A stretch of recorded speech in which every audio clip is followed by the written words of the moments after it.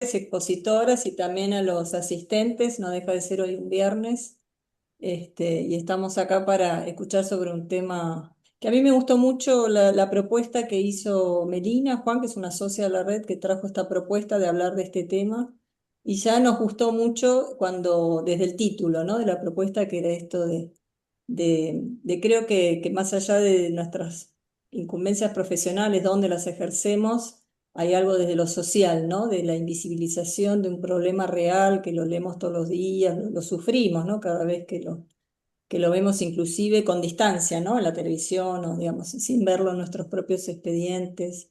Así que me gustó mucho eso de visibilizar un problema que es real, bueno, ellos nos van a contar, pero que cada vez es mayor y que en general también, seguramente ellos y ellas nos van a decir, hay una sobrerepresentación de mujeres, ¿no? En el problema, sobre todo como víctimas. Y entonces, con motivo del Día Internacional contra la Trata, que es un día que estableció la ONU en el año 2013, después ustedes me corrigen, pero justamente con la idea de visibilizar el problema, ¿no? O sea, el objetivo de establecer un día concreto del año era que se recordara al menos ese día, así que también me parece súper relevante. Primero nos va a hablar, miro el teléfono porque tengo acá para presentar a nuestros expositores. Primero nos va a hablar Melina. Melina Juan es abogada, corregime cualquier cosa, es doctora en Derecho por la Universidad Carlos III de Madrid y es magíster en Derecho Penal y Procesal de la misma universidad. Es además docente de Uncuyo, donde vive, docente de la Carlos III, de Lucasal y de otras universidades. Es auxiliar fiscal, ¿no? Del Ministerio Público Fiscal Nacional y es además especialista en trata. Así que ella va a empezar, nos va a hacer una introducción. Después va a hablar Germán. Germán, por otro lado, es abogado y es sociólogo, o sea, tenés dos carreras, ¿no? Por la UBA, Valiente, es magíster en Derecho Penal y también docente bueno, de su especialidad y trabaja en la Protex, es secretario de la Protex, que es justamente el área específica dentro del Ministerio Público Fiscal, donde se investigan, ¿no? Los delitos de trata. Así que también tiene mucha experiencia y lamentablemente muchos casos debe tener para contar. Y después, para terminar, nos va a hablar Ludmila Morán, que trabaja del año 2015 en el programa, también después ustedes me corrigen, de Coordinación Nacional de Rescate. O sea que es precisamente la línea 144 que atiende los llamados, no sé si son llamados o son denuncias, pero digamos atiende, está en contacto directo con las situaciones de trata y este me parece que es un enorme valor agregado de este conversatorio, de este curso, porque, bueno, porque también es de primera mano, lamentablemente de tener mucho para contar también. Así que agradecidas desde la red, toda la comisión, a los tres y a todos los asistentes. Y te doy la palabra, Melina, si querés arrancar, y le vamos pasando, yo te hago alguna seña por ahí del tiempo y le vamos pasando la palabra a los restos de los expositores. Le decía a Melina antes de empezar que en quienes estamos acá hoy presentes, hay abogados y abogadas y no, y hay trabajadoras sociales, hay, por lo que pude ver, ¿no? Hay psicólogos, así que también es interesante analizar este problema, obviamente desde la interdisciplina. Así que también nos gustaría al final dejar un pequeño espacio para preguntas para que podamos sacarle más, inclusive más provecho a eso, ¿no? Con las inquietudes. Así que bueno, puedes empezar, Melina, si querés. Yo apago Bueno, mi micrófono. Gracias. gracias Agustina. Bueno, muchas gracias. Voy a compartir pantalla. Ustedes me dicen ahí si ven. Ahí se ve,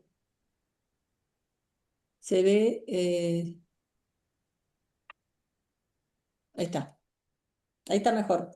Ahí está.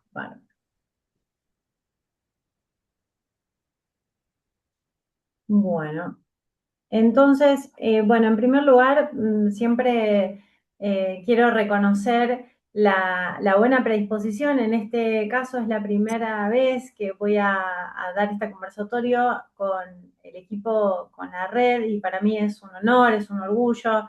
De entrada, tuvieron la buena predisposición y de hecho el incentivo y la motivación para que esto saliera y saliera también en esta fecha que a mí me convoca, creo que a los 3 expositores que estamos hoy aquí nos convoca, así que realmente con total admiración y cariño a Karina y a Agustina y a todo el equipo que se ha puesto al hombro también para la difusión, la convocatoria. Yo estoy más que feliz y realmente se los agradezco. También les agradezco a Germán y a Ludmila que enseguida la respuesta fue positiva y son personas que conozco hace mucho, a Ludmila desde que comenzó a trabajar, entonces de entrada pegamos buena onda, como se dice, porque las dos tenemos esta misma mirada del tratamiento hacia las víctimas que la verdad es que nos conmueve mucho y tratamos de llevar adelante un trabajo muy concienzudo desde el lugar que nos toca.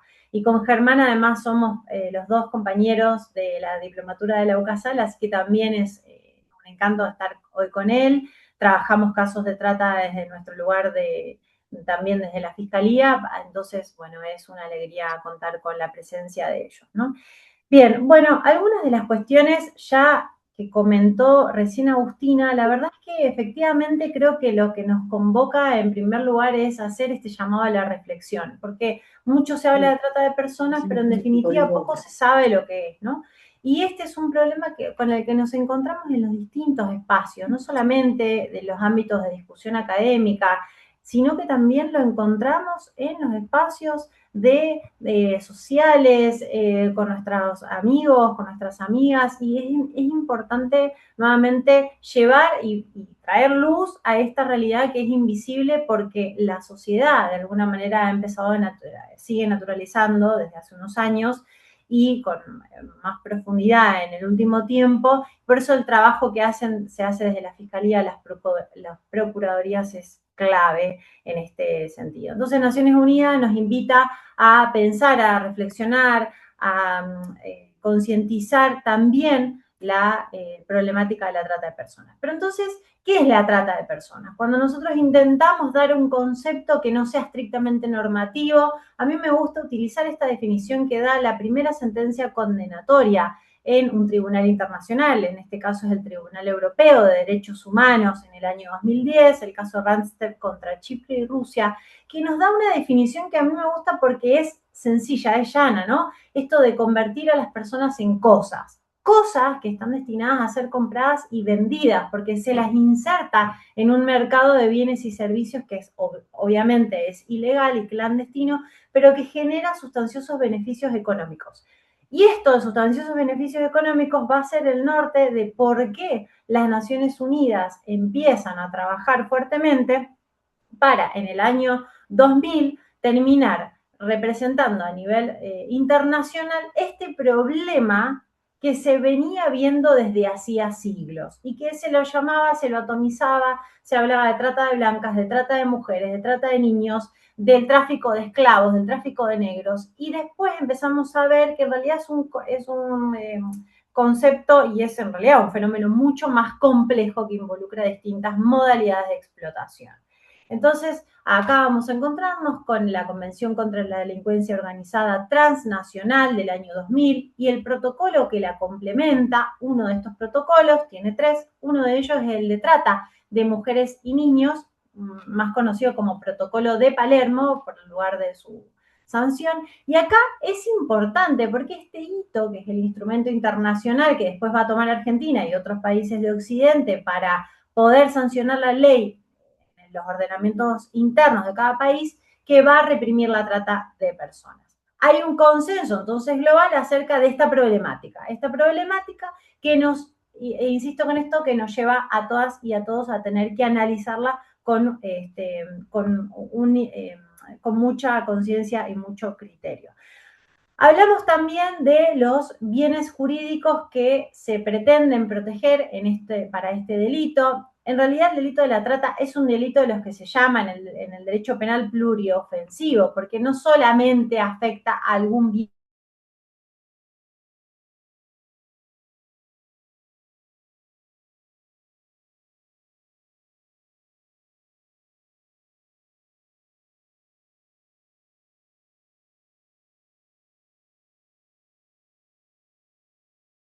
determinación no se refiere a una libertad de locomoción o ambulatoria, es decir, vamos a ver que en la trata de personas no se requiere que la víctima esté raptada, secuestrada, privada de la libertad, sino que lo que afecta es aquella persona que es víctima de trata no tiene la posibilidad de elegir su proyecto de vida. A esto es lo que va a estar restringido cuando hablamos de la autodeterminación. Esto de autodeterminarse, ¿verdad? De decidir por sí misma los propios pasos a seguir para el desarrollo de su vida, de su felicidad, de su proyección personal, individual, profesional.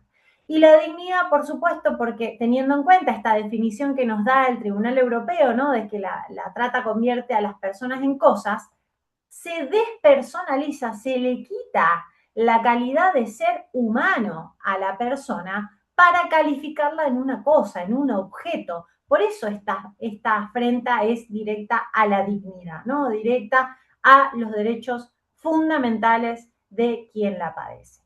Con esto también generalmente hago este introito porque me parece fundamental que empecemos a hablar con los términos que sí son los adecuados para visibilizar este fenómeno de la manera en la que corresponde, que es un problema. Todavía escuchamos hablar de la trata de blancas, ¿no?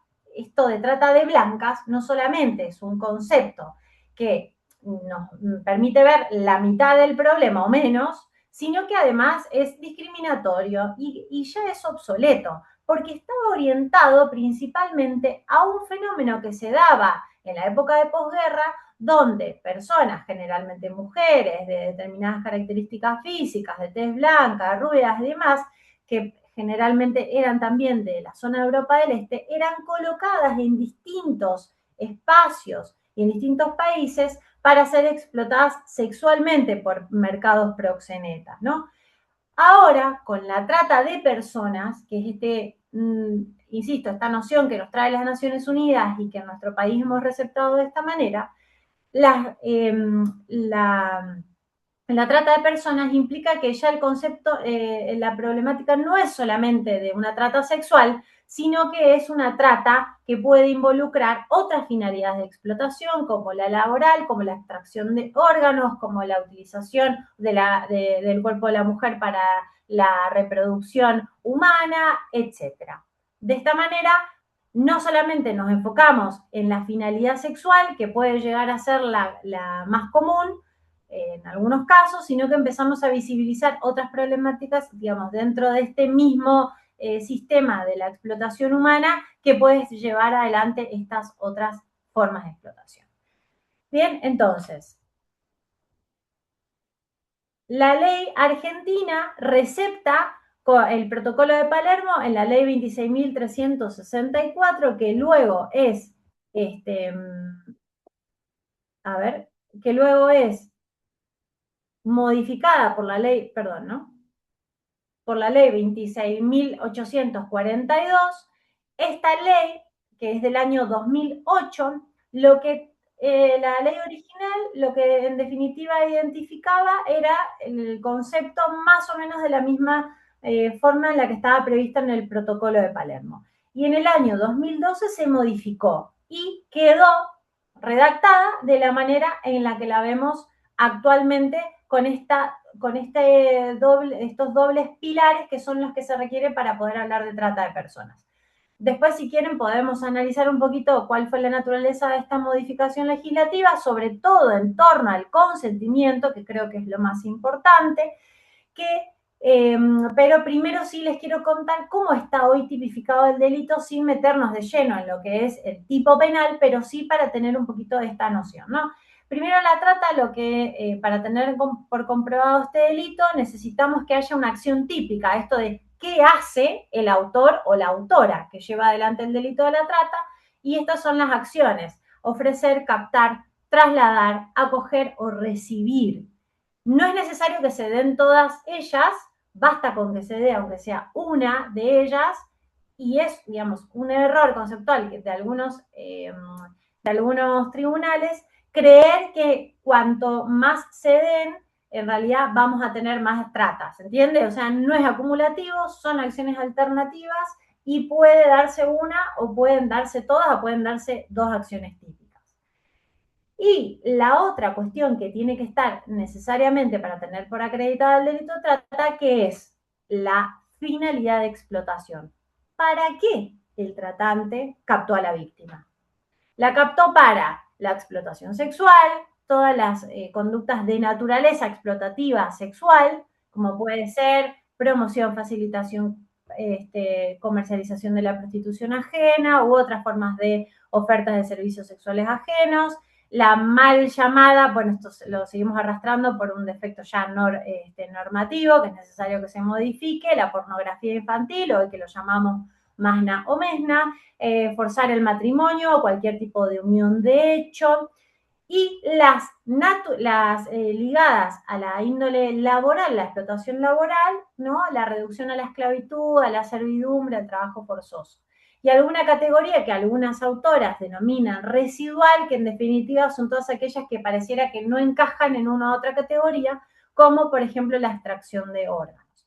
Ahora, yo lo que he estado viendo en el último tiempo es que en las sentencias y en los casos que hemos ido llevando, también con Germán, no me va a dejar mentir, es que las finalidades de explotación ya no son tan fáciles mantener o colocar en, vamos a decir, estanterías, ¿no? Ya no es, el fenómeno es tan dinámico que a la misma víctima la utilizo para comercializar, por ejemplo, para la realización de alguna actividad delictiva, que si bien nuestra normativa no lo prevé expresamente, podría estar incluida en el trabajo forzoso o en la esclavitud sexual, que no está prevista de esta manera, con esta naturaleza en el artículo de la Ley de Trata de Personas, pero sí está prevista, por ejemplo, y tenemos una sentencia de la Corte Interamericana donde establece expresamente cuáles son los requisitos de la esclavitud sexual como una forma específica de esclavitud, ¿no? Esto de ejercer los atributos como sobre el hombre, de los atributos de propiedad, pero que tengan naturaleza sexual, ¿verdad? Y entonces ya no es tan sencillo decir, bueno, esto es solamente laboral, bueno, esto es solamente sexual. Generalmente ahora nos encontramos con que van teñidas de estas distintas modalidades y se van, vamos a decir, intercalando unas con otras. Entonces, tenemos la acción, que puede ser la captación, que es la más común, y la finalidad de explotación, que voy a remitirme para que sea más fácil para poder explicarlo, a la explotación sexual o a la laboral. Ahora, siempre tiene que haber acción típica y siempre tiene que tener finalidad de explotación. La ley prevé que si además esa explotación se consuma, es decir, hay una relación sexual de la víctima en el prostíbulo con el prostituyente, cliente, mal llamado cliente, entonces si eso se consuma, la figura se va a ver hiperagravada, ¿no? Y si además la víctima es menor de edad, voy a tener el delito con una escala penal mayor. También esto es importante destacar que aquí, entre la acción y la finalidad de explotación, puede existir, aunque no siempre se da, pero en la gran mayoría de los casos también hemos detectado esta frecuencia, la utilización de algún medio comisivo. Es decir, cómo lleva adelante el tratante o la tratante la captación, ¿no? Entonces puede ser por un engaño, por una amenaza, ¿no? Vas a trabajar de mesera y bueno, no, resulta que terminaban trabajando en espacios de explotación sexual. O vas a trabajar en una finca, te voy a pagar al día, vas a cosechar uva y terminan trabajando 12, 14 horas en condiciones infrahumanas y les prometen el pago a final de mes, cosa que no sucede ni siquiera al final de temporada. Entonces, ese medio comisivo del engaño puede darse, pero puede no darse e igualmente estar consumado el delito de trata de por sí.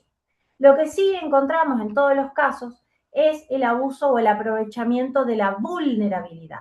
La situación de la vulnerabilidad preexistente de la víctima, que en la mayoría de los casos ya es conocida por el tratante, y lo identifica al toque, y elige sobre la base de esa vulnerabilidad a la víctima. por supuesto que a mayor grado de vulnerabilidad, mayor consenso, mayor consentimiento va a existir de parte de la víctima. ¿Y por qué hago las famosas comillas? Porque cuánto consentimiento no viciado vamos a encontrar en personas que están sumergidas en las máximas estructuras de vulnerabilidades. Algunas definiciones de vulnerabilidades con las que nos encontramos, bueno, podemos utilizar las 100 reglas de Brasilia, podemos utilizar el convenio 197 del Consejo de Europa, también el protocolo de Palermo, las notas interpretativas, nos da este concepto que está arriba, no tener otra alternativa real o aceptable más que someterse al abuso. Esa es la vulnerabilidad para las Naciones Unidas del año 2000. Ahora, ¿qué significa no tener otra alternativa real o aceptable? Quizás real o aceptable para mí no sea lo mismo que para otra persona. Entonces, esto genera alguna suerte de ambigüedad que ha hecho falta para generar mayor protección, me refiero, a las víctimas en cuanto al entendimiento que se le tiene que dar a esta alternativa, ¿no? Por ello vamos a ir dotando de contenido a esta vulnerabilidad que se da como un factor común en todos o en casi todos los casos de trata de personas. Hablamos de, por ejemplo, la dependencia emocional que tienen con sus propios tratantes, víctimas que son justamente víctimas y forman parte de la misma familia, hijas, parejas, hermanas. En Mendoza tenemos condenas con hermanas que explotaban a hermanas menor de edad. También, por supuesto, el género, y acá también es un detalle que dijo Agustina que no quiero pasar por alto. En la trata sexual, la gran mayoría, ustedes saben, son mujeres y niñas, en un 96%, esto también relevado por las Naciones Unidas. El número es altísimo, dependiendo de los informes que son bianuales, a veces da el 96, a veces 97, a veces 98. En los casos de trata de personas, casos de trata sexuales terminan siendo sumamente elevados.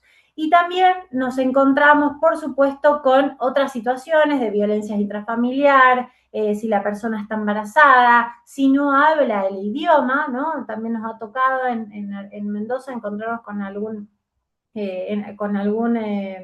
grupo que venía de Corea, entonces no tenían traductor, entonces buscaron un traductor, terminó traduciendo en la sala Gesell de la víctima el que suponíamos que era el propio explotador, digamos. Entonces hay un problema ahí también para el abordaje y el análisis de estos casos cuando están tan enquistados, ¿no? Y por supuesto, si tienen algún tipo de enfermedades, si se encuentran en espacios sociopolíticos donde hay mayor conflictividad o conflictos armados, conflictividad social, pensamos, ¿no?, en algunos países que actualmente están atravesados por situaciones de guerra, etcétera. Entonces, el número, esto es a modo, vamos a decir, enunciativo, siempre vamos a ir agregando factores de vulnerabilidad. La definición nos la puede dar las 100 reglas de Brasilia como norte, pero vamos a ir incorporando otros casos a medida que esos casos nos vayan llegando a nosotros.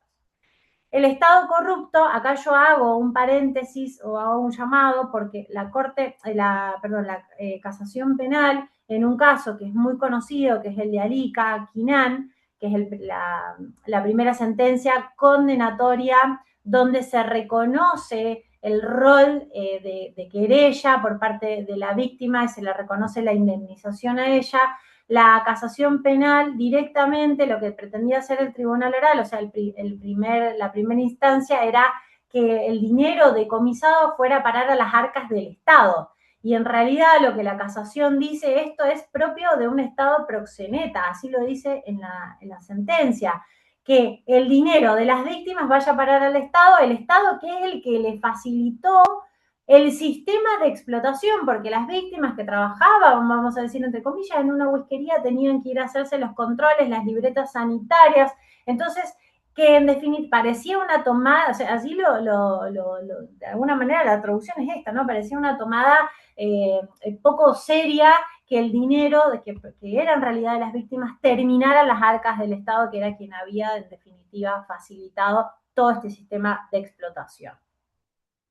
Bien, la mirada que a mí me interesaría también dejar en este conversatorio y para que también sigamos charlando es justamente la mirada desde una perspectiva victimocéntrica. Me van a escuchar hablar en todos los casos donde siempre la idea es generar o restablecer un poquitito los derechos que fueron vulnerados para estas víctimas de la trata. Para eso tomamos como el concepto amplio de víctima, no solamente quien está afectada, la que sobrevivió, la que puso el cuerpo, sino también sus familiares. Y para ello, en todos los casos, en nuestra mirada, a partir de la ley específica de víctimas, que es del año 2017, establece estos tres pilares con los que las fiscalías del país tenemos que empezar a implementar. Ya venimos desde hace unos años realmente tratando de implementarlo en todos los casos de manera consciente, pero que no se nos pase ni siquiera, y también por eso es importante la capacitación a las fuerzas de seguridad, a quienes atienden las comunicaciones a la línea 145 para hacer las denuncias, etcétera, que no nos olvidemos de lo siguiente. En primer lugar, la rápida intervención. Por supuesto, si estamos ante una situación de urgencia, la medida tiene que ser tomada de manera urgente. No me importa si es competente la justicia federal de Mendoza o si corresponde a la justicia de Córdoba provincial. A ver, la medida hoy se tiene que tomar y el resguardo se tiene que disponer en este momento. Después discutiremos la competencia. Luego el enfoque diferencial, por supuesto, esto es orientado a que no vamos a darle el mismo tratamiento a una víctima de trata sexual menor de edad que a una víctima de trata laboral adulta, ¿no? Entonces la respuesta tiene que también tener este enfoque de circunstancia, del contexto, de la adecuación al caso concreto. Y finalmente, pero no el menos importante, sino al contrario, para mí esto es lo que tiene que guiarnos nuestro trabajo, es la no revictimización. Es decir, la víctima ya de por sí se enfrenta al Estado posteriormente a haber sido victimizada. Entonces, la idea es que la no revictimización va a tener dos pilares fundamentales. Por un lado, el no responsabilizar a la víctima de su situación de victimización, ¿no? Esto, la famosa de, bueno, pero algo habrás hecho, bueno, pero consentiste, bueno, pero la falda corta, ¿no?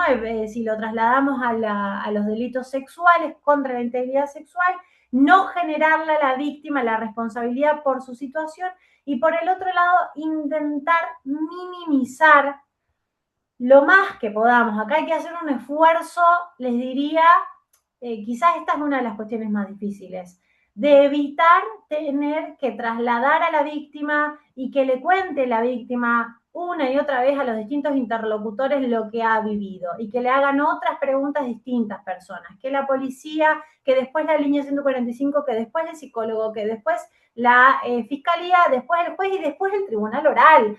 Todo esto lo que profundiza realmente es ese daño que ya ha sufrido. Entonces, ya para ir finalizando, mi idea es que desde nuestra mirada intentemos llevar adelante un ejercicio concienzudo, tanto en la detección como después en las soluciones, porque lamentablemente el sistema penal ya viene cuando el hecho se sucedió, el hecho delictivo.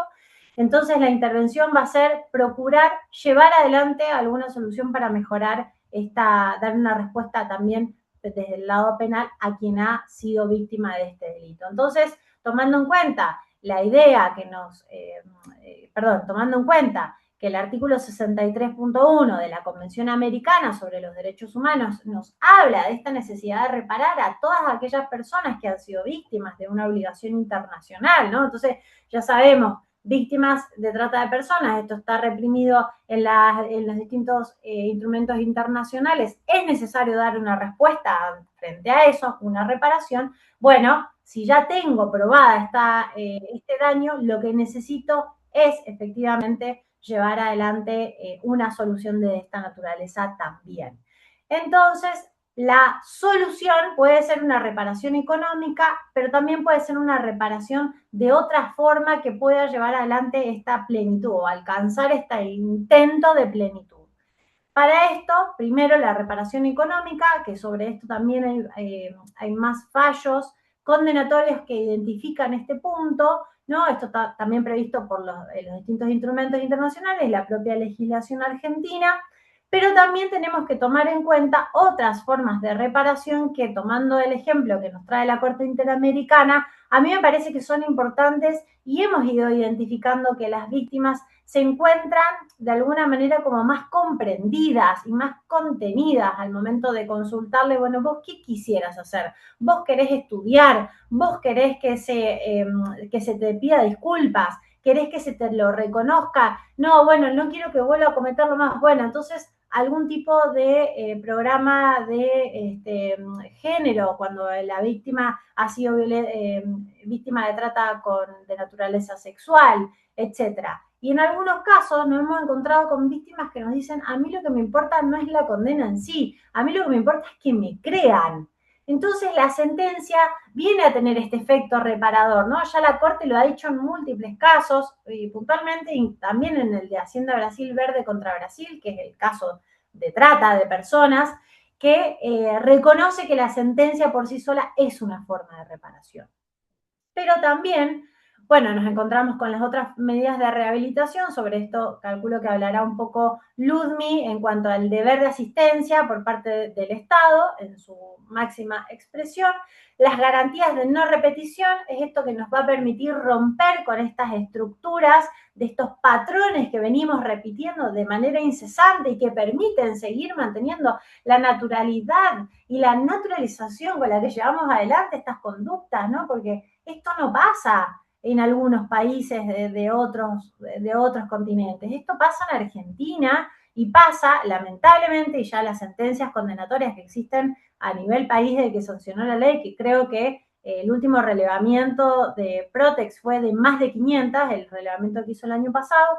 Entonces ya evidentemente esto no es ajeno a nosotros, ¿no? A nosotras. Tenemos que hacer esta reflexión y este mea culpa para qué estamos haciendo mal y tratar de revertirlo.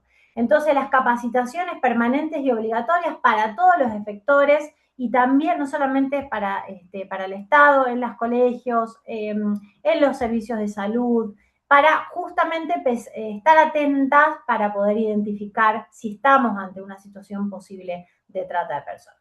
Y finalmente, acá ya con esto voy a terminar, estas otras formas de reparación, que acá es donde tenemos que hacer un esfuerzo extra para identificar qué necesita la víctima. Y yo, Estado, no puedo inventar o presumir o inferir que porque si la víctima es pobre necesita plata solamente. Quizás también necesita aprender un oficio para poder después tener autonomía financiera, ¿verdad?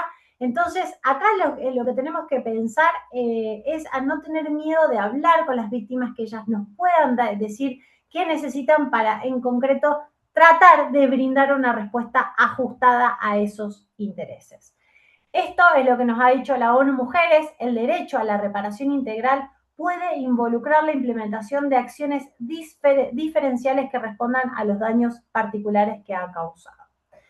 Así que ya para finalizar me quedo con esta reflexión de Simón y la idea es que cada vida humana sea libertad pura y transparente. Por lo tanto, yo realmente considero que estos derechos los tenemos que seguir fomentando para que desde nuestro trabajo darle una respuesta a las víctimas y las sobrevivientes de la trata. Bueno, muchas gracias.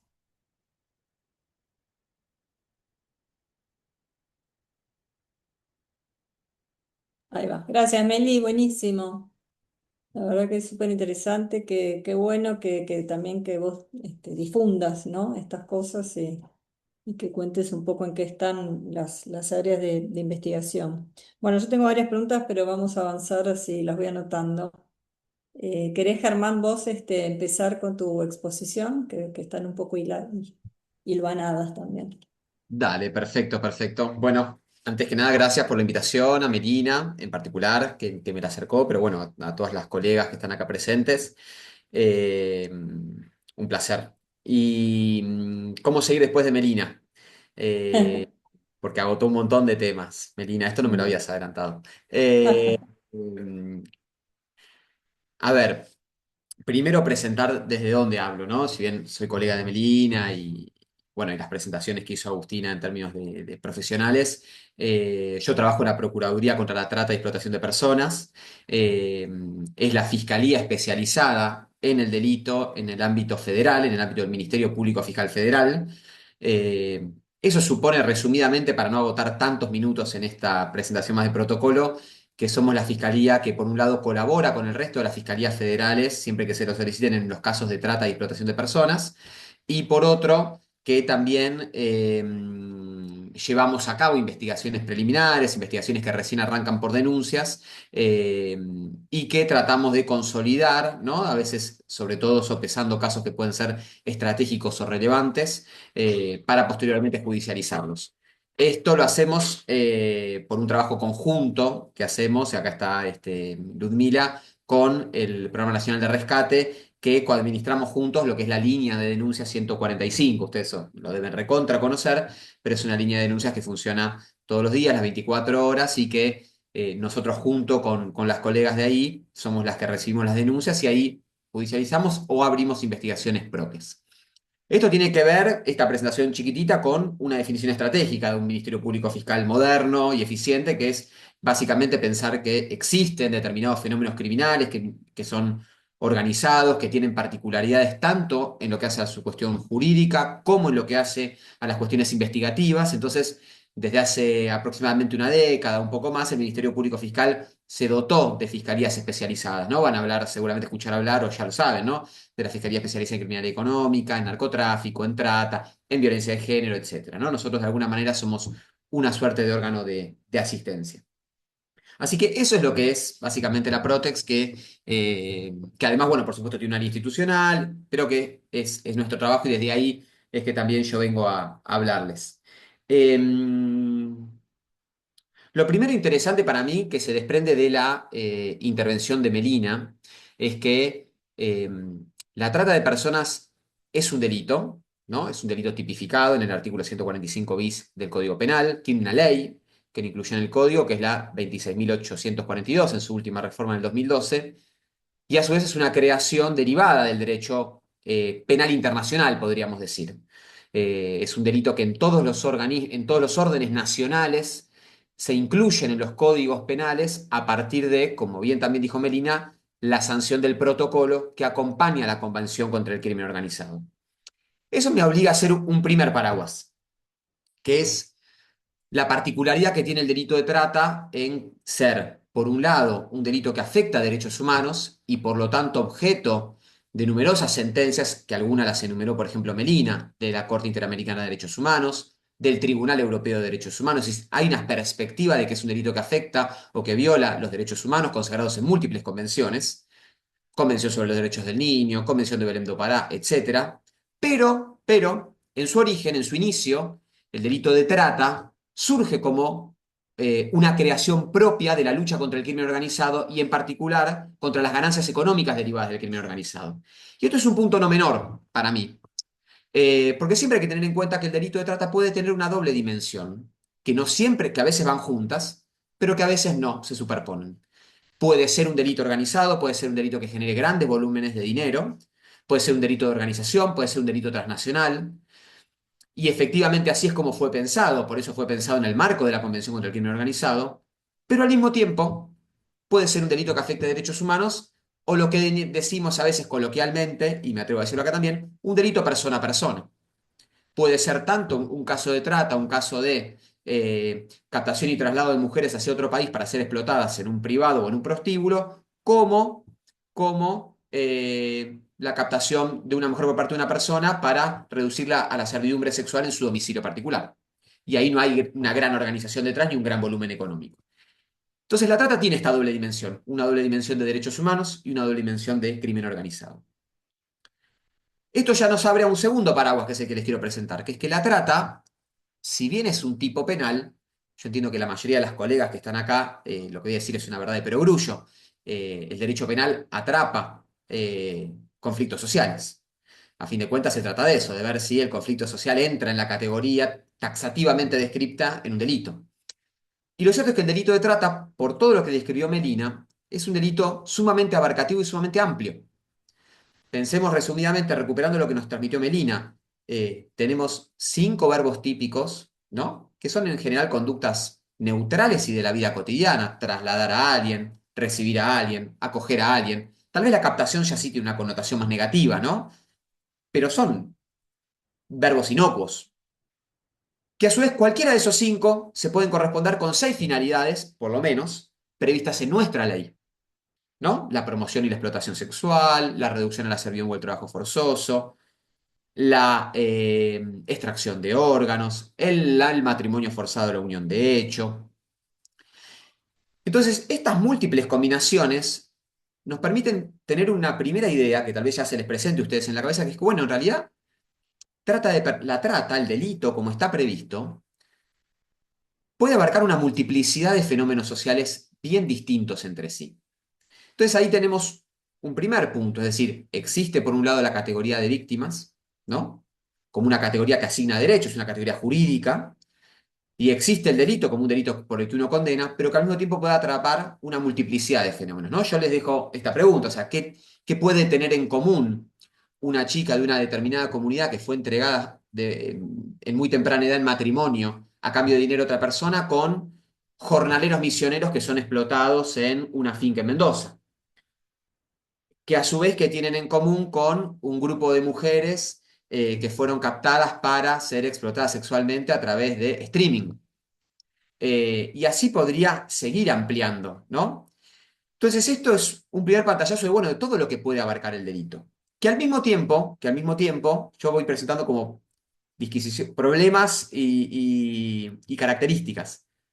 Que al mismo tiempo no debe hacernos perder de vista, desde mi punto de vista, y creo que esto Agustín O'Donnell un poco lo presentó cuando lo deslizó, que si bien existe la idea de víctima, por supuesto, y que uno podría decir, el delito de trata no requiere ninguna condición especial ni para ser autor ni para ser víctima, cualquiera puede ser autor y cualquiera puede ser víctima. Si está este trasfondo de la conflictividad social o de las características sociales de las que yo le hablaba, es porque existen determinados colectivos de personas que son más proclives a poder ser víctimas de un delito como este, ¿no? Eh, es altamente probable que muchos de los que estemos acá, en este Zoom ahora, difícilmente seamos candidatos a ser víctimas de explotación. No digo que sea imposible, estoy hablando de una cuestión de probabilidades, ¿no? Es difícil, realmente. Pero seguramente si uno está en una zona muy empobrecida de nuestro país, y bueno, es probable que muchas de las personas que estén ahí en condiciones de vida muy malas y sin alternativas sean proclives a ser, posiblemente ser explotados, por ejemplo, laboralmente, ¿no? Por dar un ejemplo. Eso es interesante para mí, para no perder de vista el trasfondo del delito, porque nos obliga de alguna manera a ser, que es un poco lo que yo creo que deslizaba Agustina cuando mencionaba, bueno, las mujeres son efectivamente uno de los grupos sociales, ¿no? Las mujeres cis o las mujeres trans también, ¿no? Que es un fenómeno que estamos abordando con cada vez a partir de las convenciones, las obligaciones estatales cada vez con mayor contundencia, digamos, ¿no? O como una política pública activa, quiero decirlo. Existen efectivamente una apropiación mayor, ¿no? Si uno piensa, por ejemplo, en la explotación sexual, es evidente que el cuerpo de la mujer es un cuerpo que es transaccionable, ¿no? En el mercado, cosificable. Lo mismo puede ser el caso del cuerpo de una mujer trans. Del mismo modo que puede ocurrir con la entrega en matrimonio para una servidumbre sexual. Si bien puede haber matrimonios infantiles con niños, y tenemos casos, lo cierto es que mayormente la experiencia indica que las principales víctimas son mujeres, por eso existe una receptación, por ejemplo, me refiero a esto en particular de los matrimonios infantiles o las uniones de hecho, que son una finalidad del delito, para no quedarnos solo en lo sexual y lo laboral, ¿no? Que eso estoy seguro que todos en nuestro imaginario lo tenemos en mente. Están también abordadas por la Convención sobre los Derechos del Niño como de Belém do Pará y los informes que hacen los organismos de seguimiento, ¿no? El 31 y 48 son los informes de relatoría producidos por los dos organismos que siguen la Convención. Pero bueno, hasta acá presente un primer pantallazo, creo que estoy bien en términos de tiempo, pero Melina, cuando charlábamos antes de esta capacitación, me decía, por ahí está bueno hablar un poco de lo que está pasando ahora o de lo novedoso, ¿no? Yo creo que sí. Yo creo que lo que pasó hasta acá, sin meterme todavía en lo novedoso, nos corre del imaginario social que tenemos en materia de trata, ¿no? Recién la mencionaban a Lika Kinan, yo recomiendo mucho y lo damos con Melina en la diplomatura. Hay un podcast, que lo pueden buscar en Spotify, de La Cruda, donde le entrevistan a Lika. Es una entrevista que está muy buena para mí, porque el entrevistador es un personaje bastante famoso y es bastante crudo con sus preguntas, políticamente incorrecto, pero eso hace que la entrevista tenga para mí una fluidez que está buena. Y ya solo en la entrevista a Lika, que estoy dando un caso de explotación sexual en un prostíbulo en la Patagonia Argentina, es decir, hasta acá estoy hablando más o menos de una trata tradicional. Ya eso nos corre del típico lugar que tenemos en el imaginario social de la víctima, ¿no? De la víctima de las películas de Liam Neeson, ¿no? Raptada, captada, eh, privada de su libertad, que posteriormente es explotada. Eso es un supuesto de trata, es indiscutible, es el supuesto más grave, podríamos decir, ¿no? Y donde está clara la coerción física y por lo tanto la privación de la libertad en el sentido del bien jurídico protegido. Pero Alika está bueno, porque Alika ahí dice, y todavía no me metí en lo novedoso, todavía me quedé en lo sexual. Alika dice, bueno, en realidad cuando vino las fuerzas policiales ayer el allanamiento, yo no quería saber nada. Y es muy interesante, esto seguramente Ludmila lo aborde mucho más después, sobre, bueno, cómo desde los organismos estatales vamos escuchando y adaptándonos a los tiempos, ¿no? A los tiempos que así como cualquiera en su vida tiene tiempos para introyectar y explicar determinadas cosas que le pasan, ni hablar a una persona que padeció sucesos tan traumáticos, ¿no es cierto? Pero si ya eso, ya hablar de explotación sexual nos corre del imaginario tradicional y nos coloca frente a desafíos para pensar, bueno, mayores sofisticaciones para coercionar o condicionar a una víctima para que esté explotada sexualmente en un lugar, ¿qué es lo que pasa con las que denominamos las nuevas modalidades, ¿no? Hay un concepto muy interesante ahí que traigo de la sociología, que a mí me gusta, que es el concepto de sociedad de riesgo, ¿no? Es un concepto de un sociólogo alemán que se llama Beck, que escribe en la década del 80, él, 70-80, no les quiero mentir, donde dice, bueno, en realidad la modernidad implica una aceleración de cambios muchísimo más notable y muchísimo más vertiginosa que los cambios que se operaban hasta ahora, ¿no? Donde uno podría decir que las sociedades se mantenían inmutables o parecidas en su funcionamiento durante mayor cantidad de tiempo. Nos invito a pensar a cada uno de nosotros cómo era nuestra vida hace 10 años, qué es lo que hacíamos en nuestra cotidianidad y qué es lo que hacíamos hace 20. ¿No? Es el típico diálogo que tenemos con un niño sobre cómo era nuestra infancia y cómo es la infancia ahora, ¿no? Y sobre todo en torno a los entornos digitales. En esta sociedad de riesgo lo que dice Beck es eh, lo que se crea justamente, potencialmente, ¿no? Potencialmente, es siempre estar en una idea de futuro y es la creación sucesiva de mayores riesgos, ¿no? Por eso él habla justamente de sociedad de riesgos, es decir, el progreso, ¿no? El progreso en el sentido del avance tecnológico pareciera ser algo eminentemente positivo, uno, o al menos no podría atribuirle condiciones negativas, sin embargo, posee estos riesgos, ¿no? Este es un poco su aporte en ese momento. Y yo creo que hay algo de eso interesante para pensar la trata, porque digo, así como existen avances en un montón de áreas, y por lo tanto la creación y la asociación de nuevos mercados, es lógico que en esa asociación de nuevos mercados, la explotación pueda asumir nuevas características, ¿no? ¿Y por qué es lógico? Porque a fin de cuentas, y esto creo que lo dijo Melina también, y si no yo lo refuerzo, el corazón del delito de trata, es la explotación. Lo fundamentalmente disvalioso de la trata es que alguien está obteniendo una ventaja que podríamos considerar injusta de otra persona. Y esa ventaja injusta es por el aprovechamiento de una circunstancia, de una característica. Esto es algo interesante porque no está legislado así estrictamente. Si uno agarra la ley de trata, si uno agarra el protocolo que acompaña a la convención, lo que se enumeran son ejemplos o formas que puede asumir la explotación. Por ejemplo, promover u obtener un beneficio económico de la explotación ajena. Entregar en matrimonio forzado, unión de hecho forzada a una persona. Extraer sus órganos con fines comerciales. Ahora, en ningún lugar aparece descrito qué significa explotar a alguien, ¿no? Son todas formas que asume esa explotación. ¿Esto por qué ocurrió? Bueno, porque como todas ustedes son abogadas, o la mayoría, no todas, porque sé que hay trabajadoras sociales también lo deben saber, muchas veces los estados y los legisladores no se ponen de acuerdo.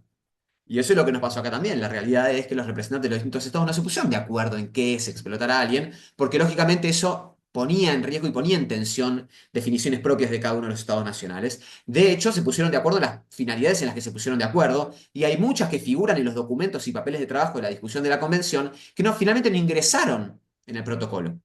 Sin embargo, después, si uno mira, y esto es interesante para pensar la apertura del concepto de explotación como corazón, los distintos estados nacionales tienen algunas finalidades en común que uno puede encontrar en todos lados, pero hay algunas que son disímiles. Si uno se va, por ejemplo, a los países de Europa del Este a mirar las leyes de trata, o a los países de África en materia de trata, va a encontrar que en muchos de estos países la utilización de personas para conflictos armados es una finalidad de explotación, que lógicamente responde a la problemática social que atraviesan esos países, algunos de esos países. No digo todos, pero sí varios. En la Argentina esto no está en su legislación. Y no está porque seguramente el legislador no lo vio como un fenómeno que podía ser problemático. ¿No? No se detuvo en eso. Sin embargo, se discutió el momento del protocolo y algunos países técnicamente lo armaron.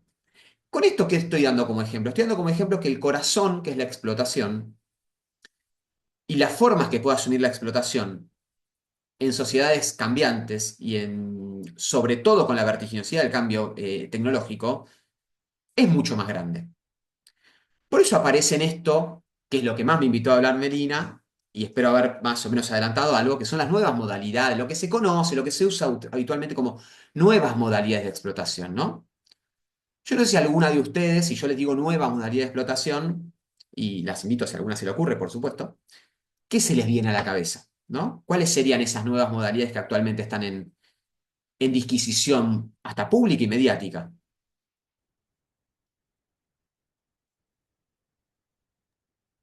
A mí se me ocurre una, pero porque la veo un poco en los expedientes también, A ver, que me parece que algunos países lo tienen tipificado como criminalidad forzada, que es, no sé si es una forma de trata, pero por eso digo lo que me parece que está cercano, que es el uso de mujeres para ser presidentas, de gerentes, accionistas, firmar papeles, abrir cuentas bancarias, porque ah, bueno, es todo a cambio de dinero. Y creo que en otros países cuando se refiere a criminalidad forzada se refiere, por ejemplo, a los chicos mendigando, ¿no? O sea, no sé cómo se llama, pero creo que es una forma de trata mendicidad, tener sí. ¿cómo se llama? Mendicidad, ¿no? Creo que te referís Mendicidad. a la mendicidad, ¿no? Sí, creo que entra dentro de criminalidad forzada, puedes obligar a alguien, no sé, a cometer delitos. En este caso, por ahí también podría ser, porque esas mujeres cuando aparecen como socias. Y bueno, te digo que está un poquito en los medios, hay muchas esposas, no sé si entra como trata, pero digamos que ahí se Bien, las está obligando a cometer delitos de evasión, de lavado, bueno, un montón de otros delitos, ¿no? Pero bueno, esa es la que a bien, mí en realidad se me ocurre y me interesa más investigar, pero debe haber ok. otras más visibles por ahí, ¿no?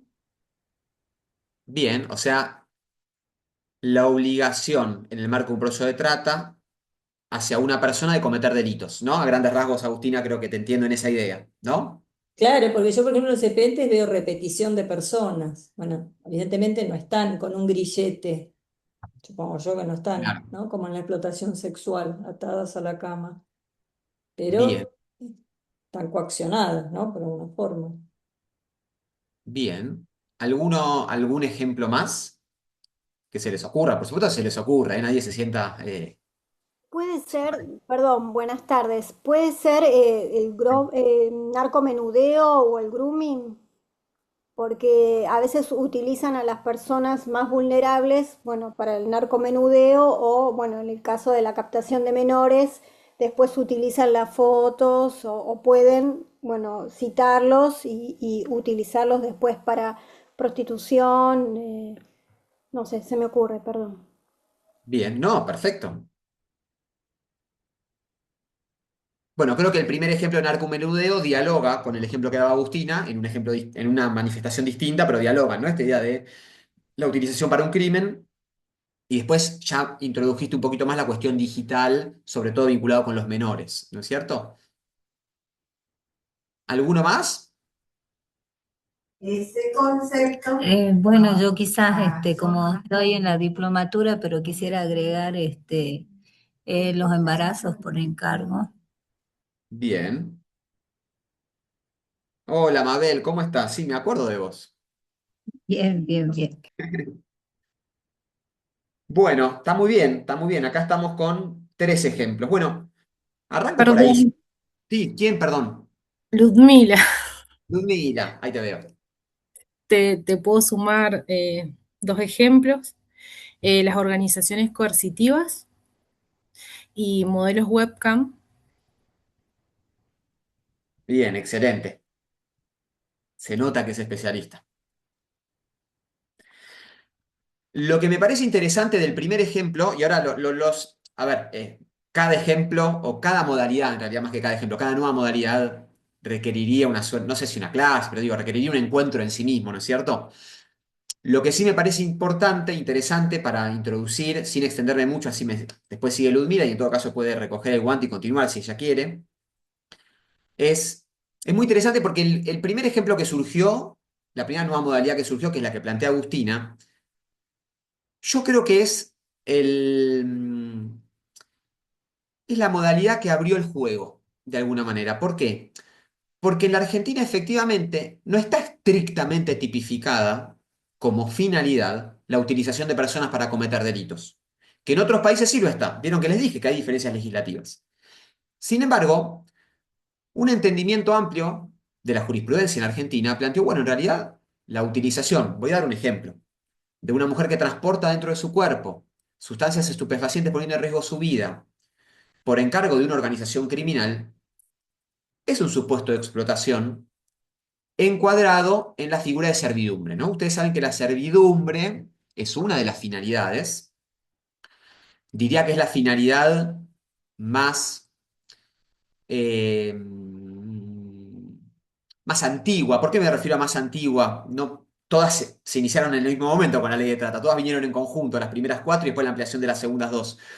Pero lo cierto es que la servidumbre como figura, previo a la sanción de la ley de trata, era un delito autónomo, que lo continúa siendo en el artículo 140 del Código Penal, con una pena también muy elevada, de 4 a 12 años, que a su vez es la receptación en el Código Penal de un delito de orden constitucional, del artículo 15 de la Constitución, que es la prohibición de la esclavitud. ¿No? El artículo 140 es la traducción de un delito constitucional.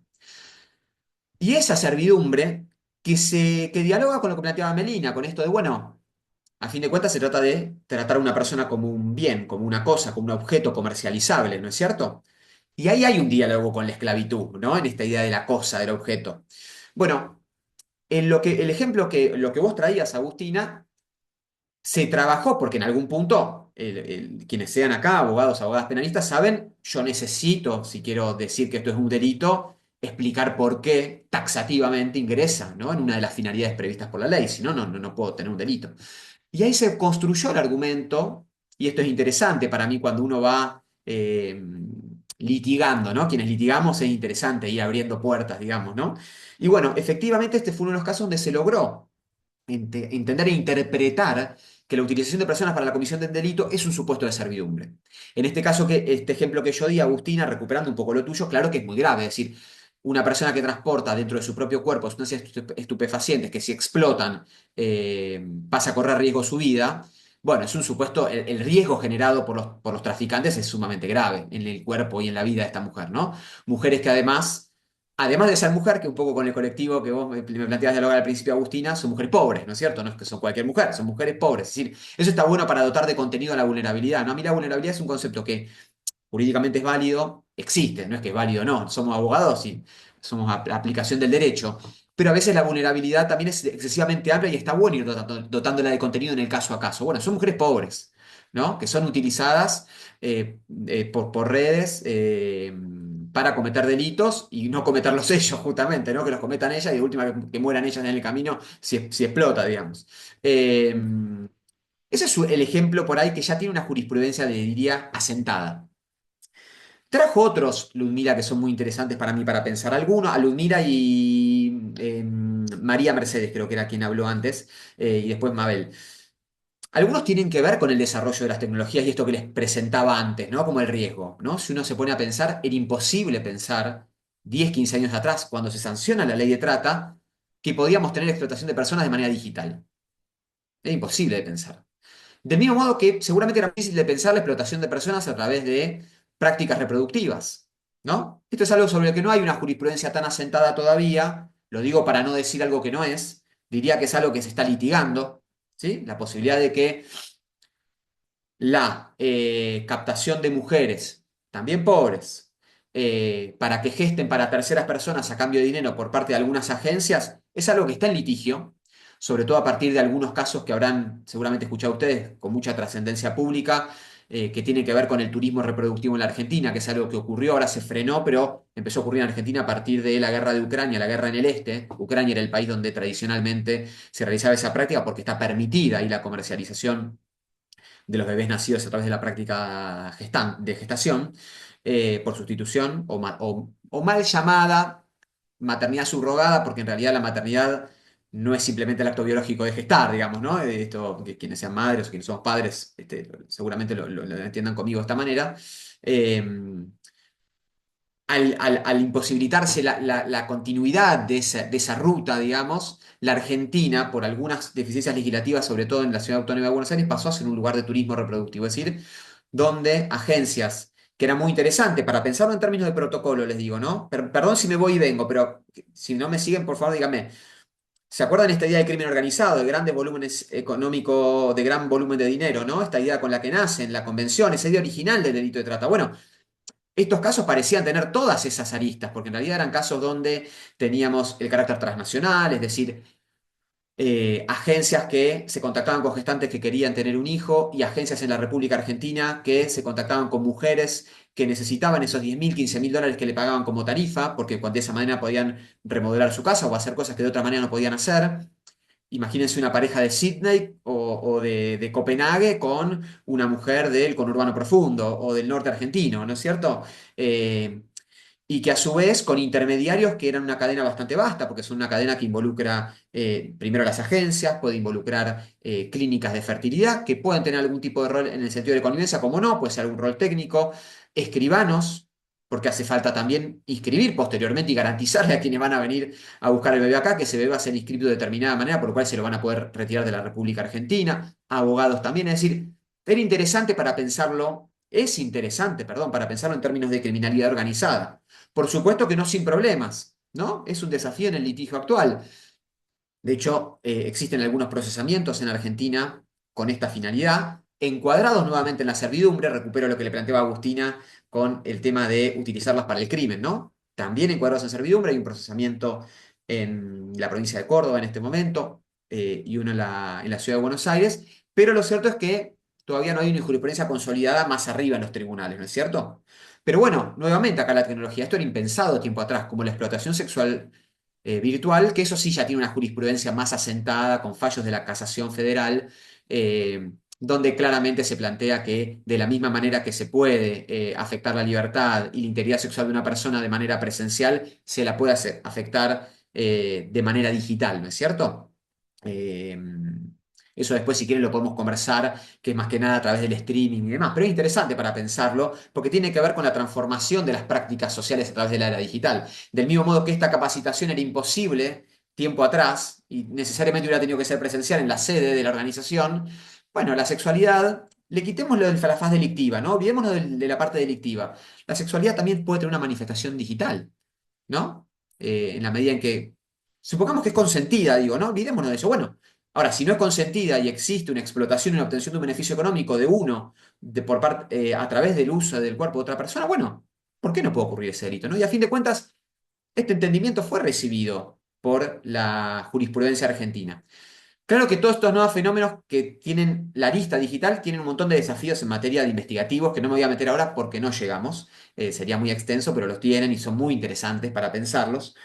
Y por supuesto que quedan estos otros fenómenos que decía Ludmila, ¿no? Bueno, las organizaciones coercitivas o sectas, que por ahí eso en realidad son fenómenos más viejos que la humedad, ¿no? Ya tenemos grandes sociólogos, qué sé yo, Max Weber hablando en el siglo XIX de que es una secta, es decir, y hay casos en la República Argentina desde antes de la ley de trata de la década del 90 que se entendían bajo el paraguas del artículo 140 de la servidumbre.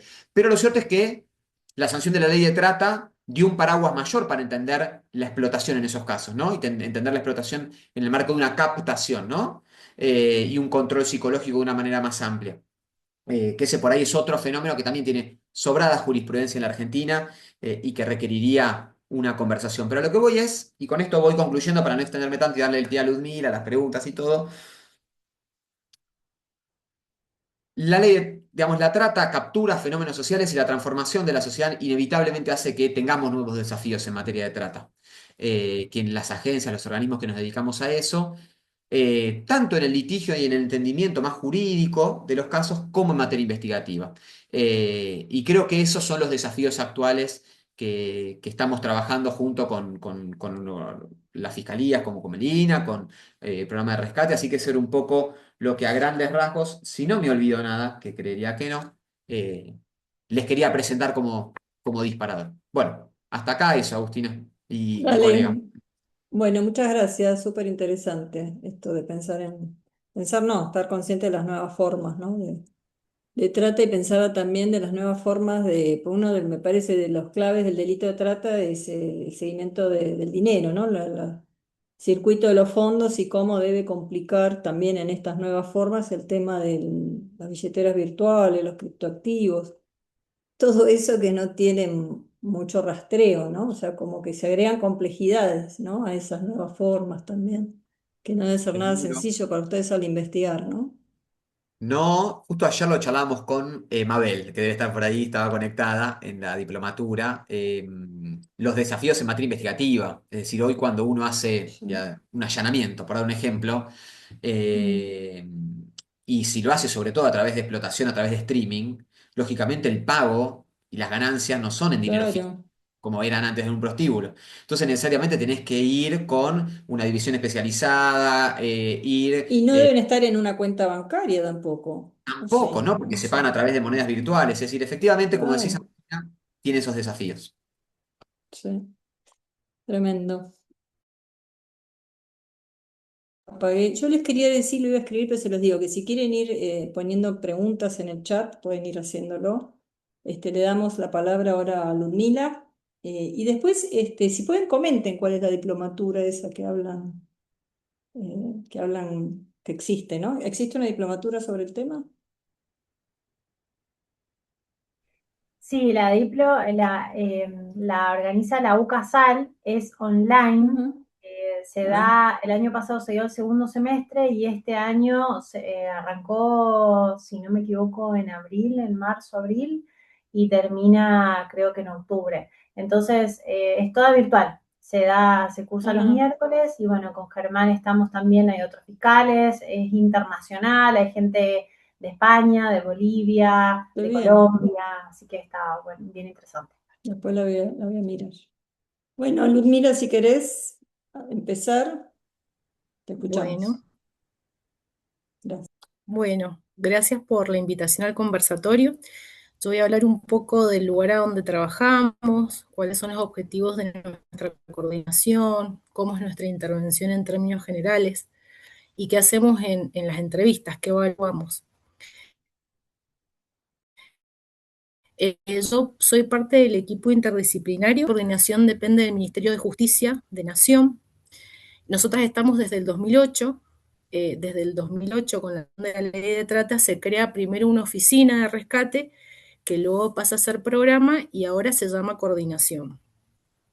Nuestra coordinadora es la licenciada Zaida Gatti, ella es especialista en la temática, está desde sus inicios.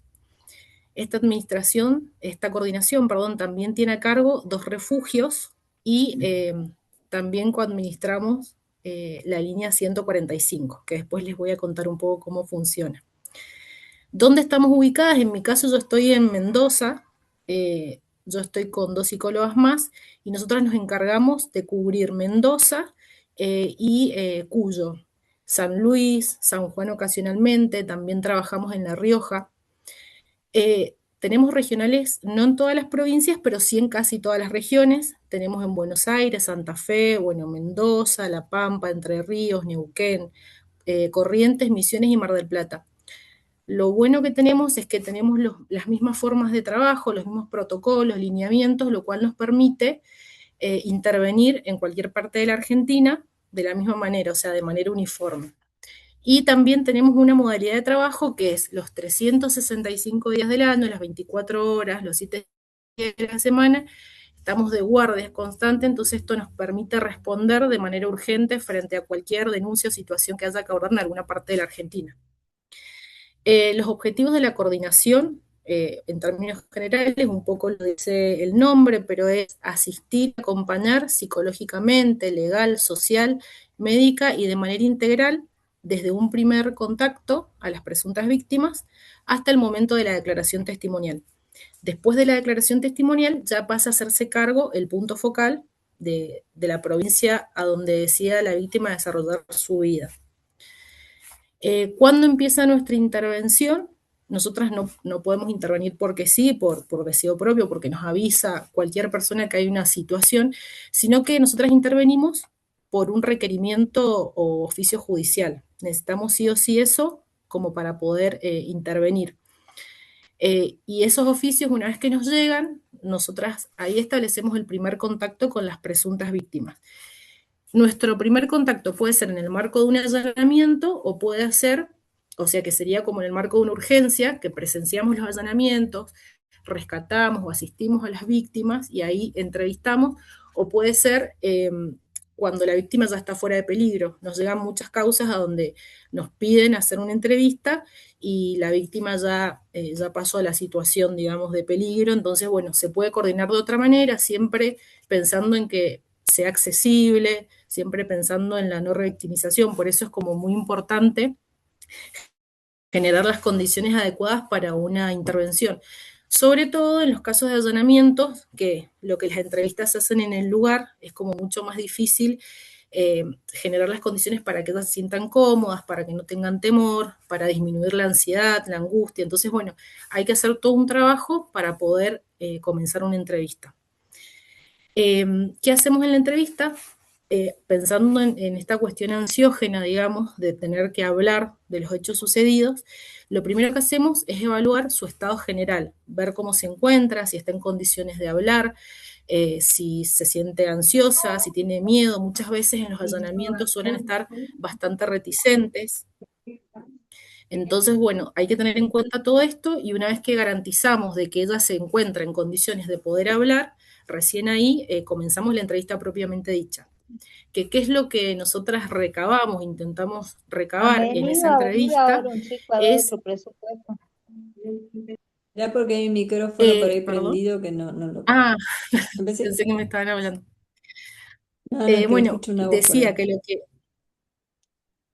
lo que intentamos recabar en esa entrevista es indicadores vinculados con el delito de trata. Eh, Indicadores vinculados a esta vulnerabilidad previa a la que habló Melina, por edad, por sexo, por condición migratoria y demás. Y también tratamos de ver si se pueden ver las etapas de la trata, como esto del ofrecimiento, la captación, traslado, bueno, acogida, recepción, y si se consumó o no la situación de explotación. Una aclaración importante es que nosotras no definimos si hay trata o no, esto lo define la justicia federal, la fiscalía, o bueno, la justicia en términos generales, pero nosotros sí con nuestro informe aportamos una prueba, intentamos aportar indicadores, bueno, que sumen a las investigaciones de la justicia, digamos. Y bueno, al finalizar esa entrevista, que puede ser en un allanamiento, puede ser fuera de un allanamiento, lo que intentamos evaluar es si la persona está o no en condiciones de prestar declaración testimonial. Muchas veces pasa que ya el hecho de hablar de la situación que vivieron es muy fuerte, entonces pensar en que posteriormente, ese mismo día o el otro día declaren es muy fuerte para la víctima, entonces necesita su tiempo de procesamiento de los hechos, de la información, a veces necesita en el medio tratamiento psicológico, psiquiátrico, necesita algún tipo de seguimiento o acompañamiento para poder declarar en una cámara GESEL, más allá de que sea un contexto cuidado de declaración. Y a veces pasa que en el momento están en condiciones de declarar, nosotros lo plasmamos en el informe y cuando llega el momento de la declaración no se sienten bien. Entonces, bueno, estos tiempos también hay que respetarlos. Otra cosa que se intenta evaluar en la entrevista, si necesita quedar al resguardo o no. Pongo el ejemplo nuevamente de los allanamientos. A veces sucede que se clausura un lugar a donde las víctimas residían, entonces, bueno, al clausurarse ese lugar no tienen a dónde ir, entonces necesitamos ubicar un lugar para que ellas puedan pernoctar o estar cuidadas. Así que, bueno, en Buenos Aires hay 2 refugios, en las provincias no tenemos refugios todavía, pero sí se intenta coordinar con distintos organismos y redes algún lugar seguro para que ellas puedan quedar al resguardo. y si no, han pasado casos a donde ellas se sienten seguras en lo de un familiar, entonces la justicia ha prestado consigna policial temporal para que, bueno, se resuelva esta situación. También se intenta definir si requieren algún tipo de asistencia inmediata, porque más allá de nuestra intervención, a veces no tienen documentos, tienen problemáticas de consumo, tienen, no sé, son víctimas de violencia. Entonces, bueno, aparecen otras vulneraciones que nos llevan a nosotros a tener que sí o sí articular con otros organismos y de inmediato para poder empezar esa restitución de derechos. Y finalmente dejamos nuestros teléfonos de contacto porque muchas veces pasa que posteriormente a nuestra intervención empiezan a comunicarse, nos piden algunas cuestiones que tienen que ver con sus derechos. Bueno, después contarles qué otras tareas realizamos desde el equipo, si bien lo grueso es este abordaje, este primer abordaje, esta entrevista, también se realizan cámaras GESEL, realizamos acompañamientos en declaraciones, realizamos traslados, notificaciones, bueno, declaraciones en juicios orales, acompañamientos en juicios orales. A su vez, la coordinación tiene sus equipos de territorio, sus equipos de campo, donde estaría yo, por ejemplo, pero también tiene un grupo de profesionales que se encarga de mejorar, corregir nuestros informes, los informes que van a la justicia, de manera que sean súper entendibles o lo mejor entendibles posibles para presentarse como prueba. Tenemos un sector de articulación y derivaciones que se encarga en todo momento de esta articulación con otras instituciones, que es necesaria porque no siempre todas las instituciones tenemos los mismos recursos. Entonces estamos comunicados desde el primer momento si es necesario. Y también tenemos profesionales que se encargan de las capacitaciones. Y bueno, algo importante que nosotros siempre aclaramos, pero siempre estamos asistiendo de alguna manera, pero no, el programa de rescate, la coordinación de rescate, asiste hasta el momento de la declaración testimonial, en esa etapa del proceso. Posteriormente es asistida por el punto focal de la provincia donde decida vivir esa persona. A veces es rescatada o asistida en Mendoza, pero es oriunda de Tucumán, entonces después de la declaración vuelve a Tucumán y se arma una red para que continúe siendo asistida en Tucumán. Y el punto focal de cada provincia continúa trabajando en la restitución de sus derechos. Y bueno, para agregar esta cuestión de la línea 145, que bueno, ya habíamos dicho que es coadministrada por la Protex y nosotros, es anónima, es gratuita, funciona todos los días del año, lo atienden operadores especializadas que reciben las denuncias, orientan, asesoran a las víctimas o a personas que sospechan de una situación de explotación. Se completa un formulario que se envía a la Protex para su judicialización. ¿Qué pasa a veces? Que aparece una urgencia, entonces frente a una urgencia, directamente se deriva a las fuerzas policiales federales más cercanas al lugar a donde está ocurriendo el hecho, como para que se actúe de manera urgente. Es muy importante en estos casos la celeridad, digamos, como que no se puede esperar. Hay organismos que trabajan hasta un horario determinado, pero bueno, en estos espacios hay que seguir y estar atentos de guardia todo el tiempo porque una situación puede aparecer en cualquier momento. Y bueno, y aparte de la línea 145, también se ha sumado hace algunos años un número de WhatsApp a donde se pueden hacer denuncias y también un mail. Y bueno, para finalizar, sistematicé algunas estadísticas que tenemos, ya son un poquito viejas, pero ya se están por crear las nuevas estadísticas, están por salir. Tengo estadísticas del 1 de enero al 30 de junio, que generalmente son preguntas que aparecen en relación a las características de las víctimas. Entonces, bueno, agarré algunos puntitos como para contarles lo que hemos recabado del 1 de enero al 30 de junio, así ustedes tienen una idea de cuáles son las situaciones con las cuales nos encontramos en la diaria. El total de víctimas rescatadas en todo el país, desde el 1 de enero hasta el 30 de junio, han sido 369. Distribución por edad, el 93% mayores de edad y el 7% menores de edad. Según el tipo de explotación, yo acá agregué las dos primeras, que en un 63% casos de explotación laboral y en un 27% 1% casos de explotación sexual. Después, tipo de intervención que nosotras hemos tenido, principalmente nos han pedido entrevistas, en segundo lugar notificaciones, en tercer lugar cámara Gesell, en cuarto lugar asistencia y en quinto lugar allanamientos. Según nacionalidad, las víctimas que más han aparecido han sido oriundas de Argentina, en segundo lugar oriundas de Bolivia, en tercer lugar oriundas de Paraguay, cuarto Tailandia y quinto Perú. Después, víctimas rescatadas y asistidas según la provincia. Acá tenemos el top 3 que se viene manteniendo hace rato, que es la mayor cantidad en la provincia de Buenos Aires, en segundo lugar se han asistido en Ciudad de Buenos Aires y en tercer lugar en la provincia donde yo estoy, que es Mendoza. Y para finalizar, el total de víctimas rescatadas desde que se sancionó la ley en el año 2008 hasta el 30 de junio de este año, 22.808 víctimas. Así que bueno, eso es lo que he traído hoy para comentarles. Muchas gracias. Terrible, gracias, ¿eh? Estamos todos procesando los números, los 22.800 en 20 años, un poco menos. Ajá. Si quieren más información de estadísticas y demás, puedo consultar para enviárselas, compartírselas. Sí, o que nos digas dónde está disponible. ¿Está publicada esa información? No. Hay ¿O la publicado, llevan pero no ustedes? todo. Nosotras Ustedes tenemos tienen cuestiones más programa y ahora específicas. son coordinación. Eso quiere decir que están un Sí, poquito. sí, sí, sí. Qué bien, qué oportuno.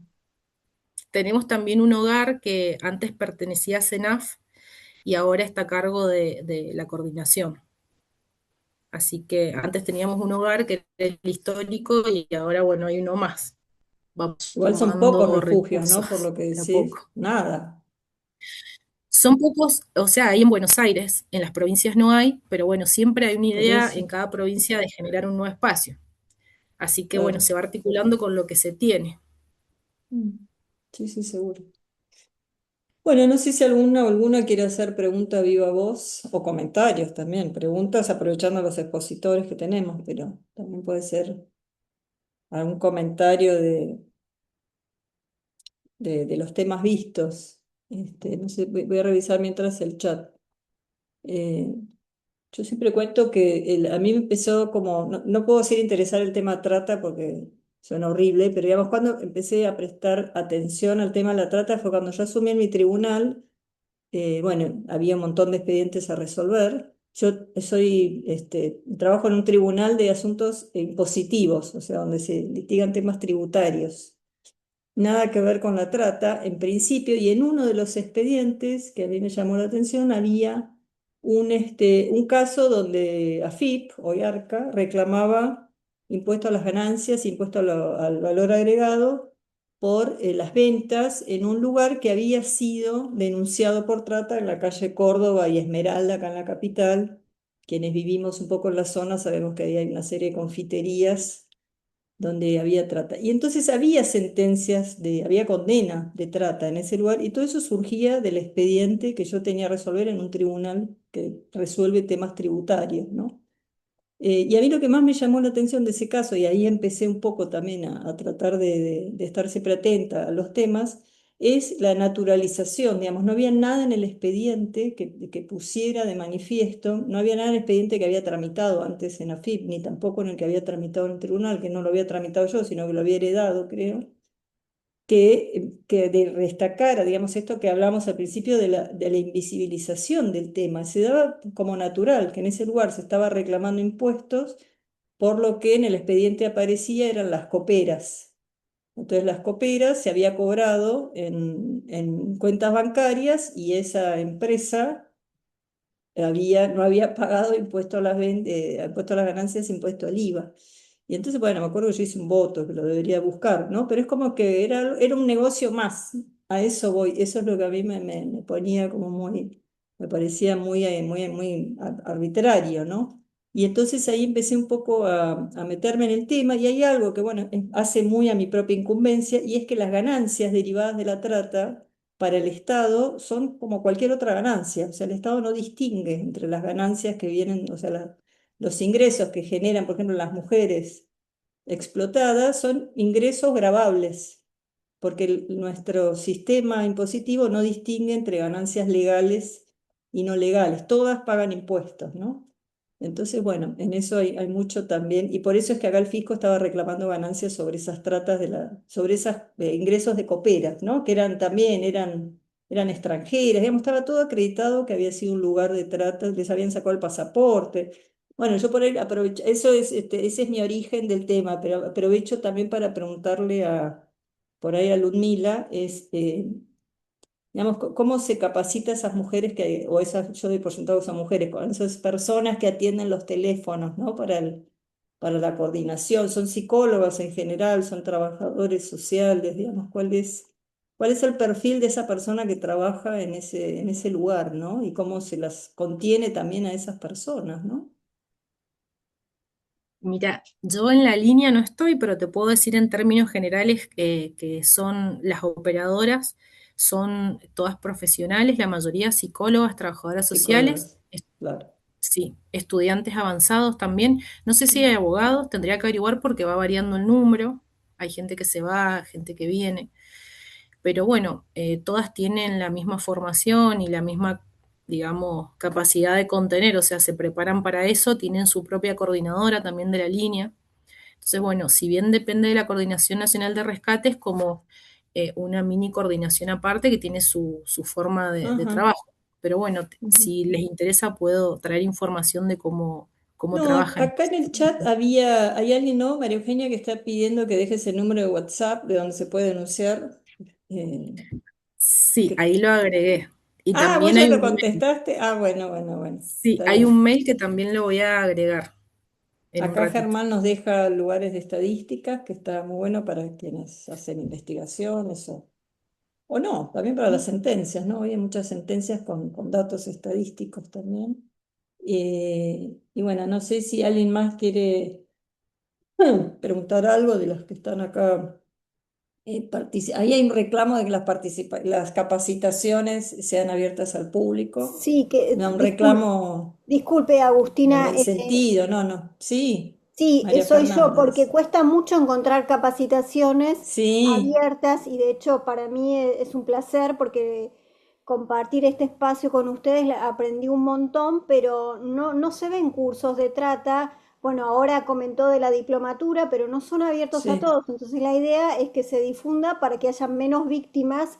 Si se empieza a difundir y los profesionales, yo soy abogada, estoy internada en la Ah, UBD y no ajá. quería hacer un ¿Dónde curso. trabajás vos, No, Fernanda? no, yo trabajo en un estudio jurídico, pero Ah, ok. concursé para la OBD y estoy dentro de los abogados seleccionados en la OBD. Entonces, quería capacitarme por si viene una clienta o si entro definitivamente en la OBD y al no pertenecer a Poder Judicial no me permiten acceder. Así que yo les agradezco de corazón la generosidad de este espacio, de esta red de mujeres y bueno, de abordar esta temática y es una pena que esto quede en espacios tan reducidos y no se multiplique.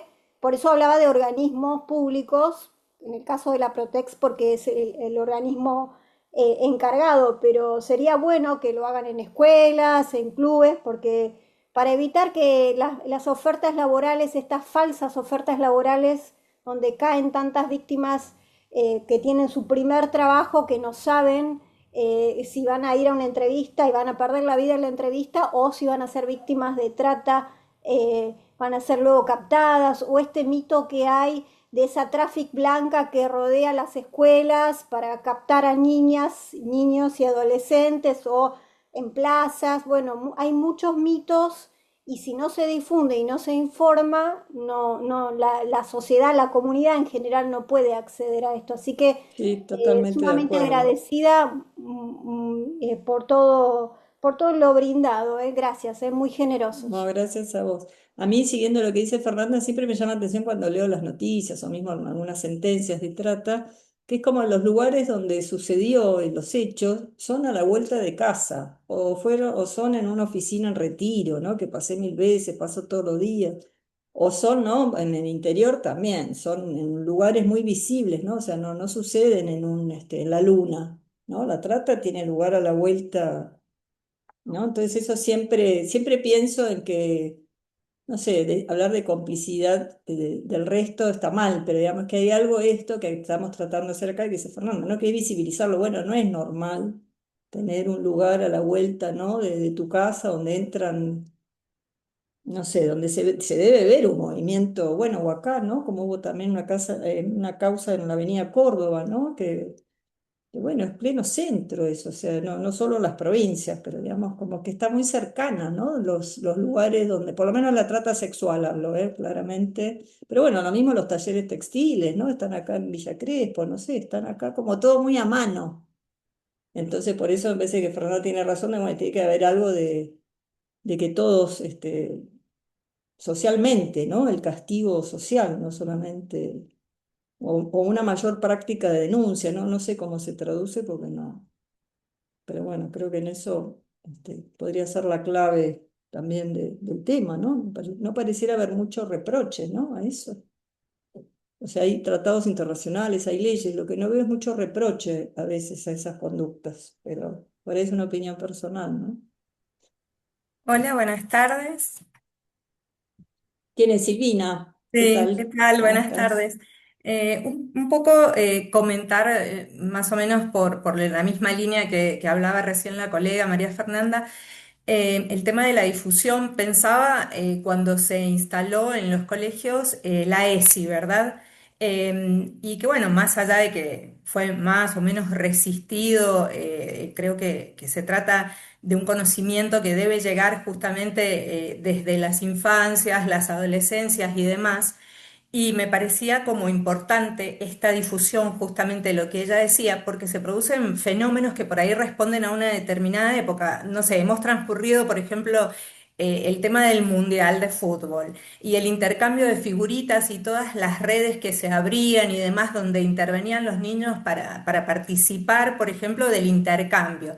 Y se citaban, no sé, en una plaza, en un lugar, para hacer un intercambio. Y creo que también hay una inteligencia y una logística por parte de quienes captan justamente y que, bueno, se ponía de manifiesto todas estas situaciones que resultan como riesgosas, ¿no? Y que no existe una suficiente difusión, me parece, por ejemplo, en los lugares educativos, como tampoco existe a lo mejor el tratamiento de el abuso intrafamiliar, inclusive. Es como si de este tipo de cosas no se pudiese dialogar en entidades como las escolares, cuando tan importante sería difundir y establecer algunas alertas, tanto en las infancias como en las adolescencias, para evitar estos delitos que resultan tan crueles posteriormente, ¿no?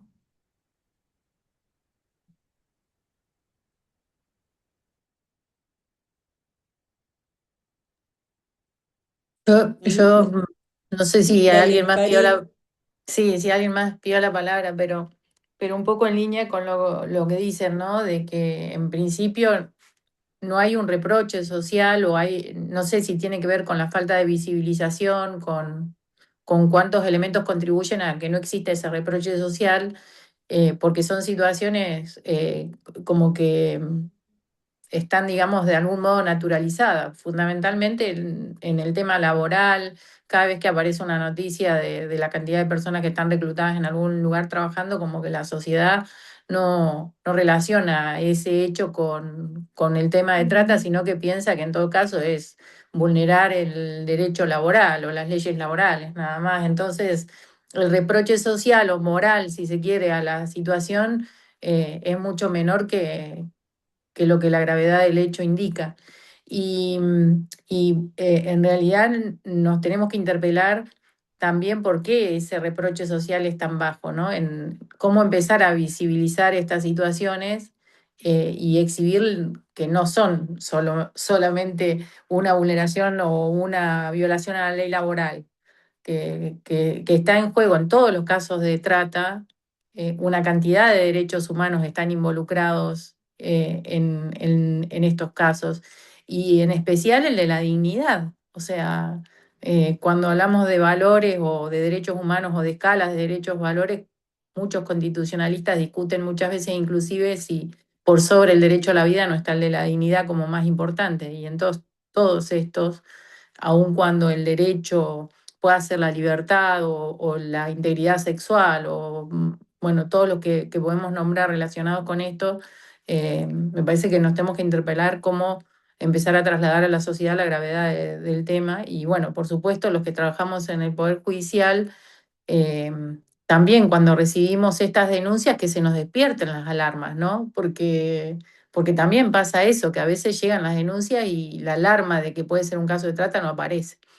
Así que yo la verdad que después de escucharlos digo qué buena iniciativa la de Melina, que fue quien dio el puntapié, porque esto hay que ponerlo, y me siento, digamos, más que satisfecha de haberlo hecho y de que podamos empezar a generar estos espacios, aunque el público no sea, digamos, en números importantes, sí en calidad y en lo que nos llevamos después de escuchar a quienes trabajan todos los días con estos temas. Así que muchísimas gracias. Gracias, Cari. Estaba Mabel que había levantado la mano, que no hace falta, pero si querés hacer algún comentario, ya sabemos que sos de la diplomatura. Sí, perdón, eh, quería aportar mi experiencia a las colegas y que a veces también es bueno participar y es bueno comprometerse, ¿no? Un poco del compromiso, porque en mi caso no trabajaba la temática, se relacionaba obviamente con mi trabajo, pero eh, al tener, digamos, una participación o un acercamiento a un organismo particular que trabajaba esta temática, es como que me fui involucrando y a través de esta fundación que trabajaba la temática fui a- interesándome en participar en este tipo de actividades. Entonces, así uno va llegando a diferentes actividades y se va enterando de muchas actividades que realmente se hacen y que se hacen capacitaciones sobre la temática. No tendrán mucha difusión, quizás ese es el problema, pero hay muchos organismos eh, privados, sociales, fundaciones que constantemente están haciendo capacitación sobre este tema. Entonces, también, también desde mi lugar instaba, digamos, que se hagan charlas, no necesariamente tienen que ser cursos, capacitaciones, que se hagan charlas en los lugares de trabajo, porque mientras más personas estuvieran al tanto de los factores de riesgo, de vulnerabilidad, iba a ser más difícil, o se le iba a hacer más difícil a todos los tratantes lograr su cometido o las captaciones. Entonces, a veces cuando uno tiene un contacto con un organismo, una fundación o como este espacio, es bueno explotarlo de tal forma de sacar todos los datos y todo lo que tengamos para ir agrandando el abanico de capacitaciones o de relaciones y de conocimiento. Y gracias por la participación. Gracias, Mabel. Gracias por opinar. Y sí, seguiremos haciendo las capacitaciones entonces, o estas charlas que son súper fructíferas realmente.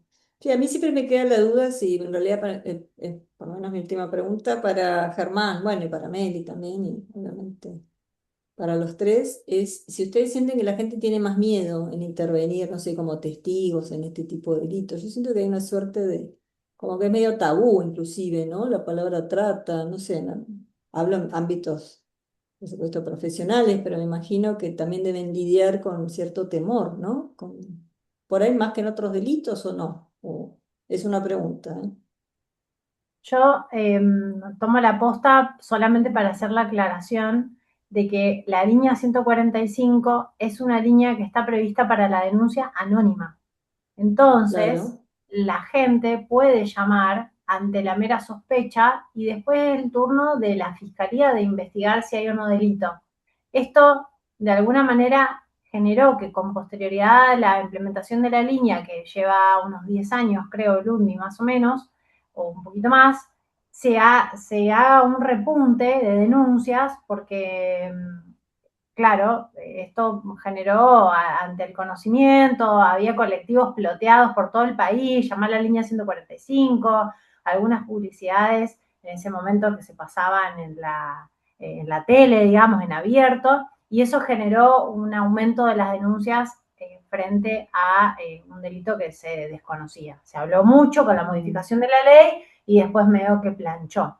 Y con relación a, y después no sé, le daré la palabra a mis compañeros para que den su percepción, creo que como decís vos, Agus, en definitiva hay temor a quedar involucrado, también porque las propias víctimas, como hay todo un juego ahí de poder y de abuso psicológico, tenemos problemas con las víctimas que no se reconocen víctimas, entonces hay que trabajar mucho con ellas, ¿no? Que niegan que están en esa situación de victimización, y también con las personas que para querer ayudarlas no quieren exponerlas. Entonces se da ahí una suerte de problemática con la que hay que sortear, digamos, desde la investigación y poder avanzar aún incluso por fuera de esa, vamos a decir, prueba estrella o el testimonio dirimente de la víctima, ¿verdad?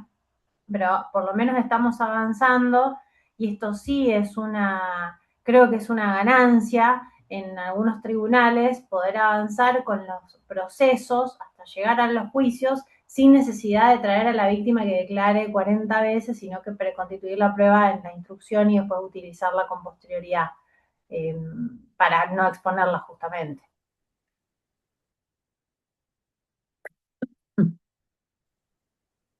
Yo agrego cortito a lo que decía Melina. A mí me parece que lidiamos efectivamente con esta dificultad de que muchas veces las que el sistema de administración de justicia, por supuesto, considera víctimas, eh, por temor, puede ser por temor a algún tipo de represalia en el sentido de la violencia, por temor a perder el trabajo, en el caso de una situación laboral. No siempre los testimonios son los testimonios ideales, ¿no? Los de, me atrevo a usar esta palabra, esta categoría, los de la víctima perfecta, ¿no? La víctima no es perfecta, como no es perfecto nadie, y también sucede, verdad, que a veces hay momentos en esas declaraciones, ¿no? Que es un poco lo que comentaba Ludmila y un poco el podcast ahí que está el link, ya vi que lo pusieron en el chat, refleja esto, ¿no? No es lo mismo el testimonio que se puede recoger al momento del allanamiento, una semana después del allanamiento, que tal vez el testimonio que puede existir un año después. Son miradas distintas, ¿no? En ese proceso de elaboración de lo que ocurrió. Eh, Eso es con relación a las víctimas, ¿no? Es decir, muchas veces tenemos esa dificultad en el litigio de los casos, es una realidad. Otras veces no, pero ocurre. Esto más allá de la cuestión jurídica del consentimiento, no el consentimiento que lo abordó Melina, ¿no? Es decir, con la última reforma, el legislador consideró que nadie puede consentir su propia explotación como nadie puede consentir su propia esclavitud, ¿no? Ese es un razonamiento jurídico, digamos, que está previsto en nuestra ley, en nuestra norma, que diferencia a la norma internacional del protocolo y la convención, donde esto es así en el caso de los menores de 18, pero no en el caso de los mayores, donde sí o sí se nos exige un medio comisivo. Pero esto, bueno, no me quiero meter otra vez en la cuestión jurídica técnica, pero vale la pena aclararlo.